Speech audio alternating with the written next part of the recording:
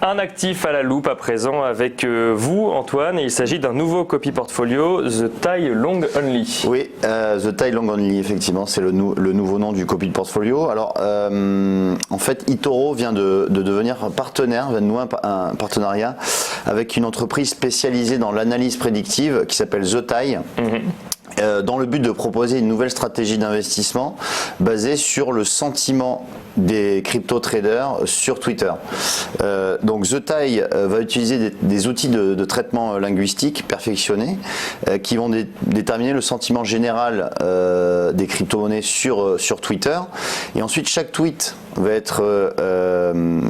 lié à la crypto-monnaie va être noté individuellement à l'aide d'un processeur linguistique. Et une fois que le sentiment des investisseurs et que le volume de tweets ont atteint un certain seuil, les modèles quantitatifs, c'est-à-dire les algorithmes vont déterminer ou pas s'il faut affecter une position longue. Donc ce portefeuille, c'est basé sur du trading algorithmique et qui ont le devoir en fait de analyser 850 millions de tweets quotidiennement. Donc c'est quand même un énorme volume de tweets analysés. Et en fonction de ça, en fonction de cette analyse, il y aura un sentiment de marché sur les crypto-monnaies qui va être déduit, ce qui va engendrer la composition du portefeuille. Donc le portefeuille va être au minimum composé de 3 positions à l'achat sur des crypto-monnaies, au minimum 3.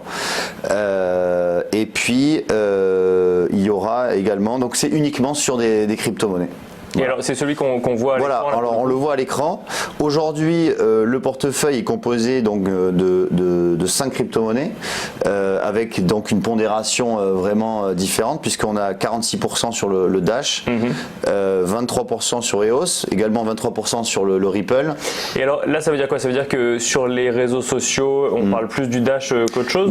Tout à fait, ça veut dire qu'en fait l'algorithme a analysé que finalement les commentaires positifs, les tweets positifs sur le Dash sont beaucoup plus importants que sur les autres crypto-monnaies, d'où la composition actuelle du portefeuille.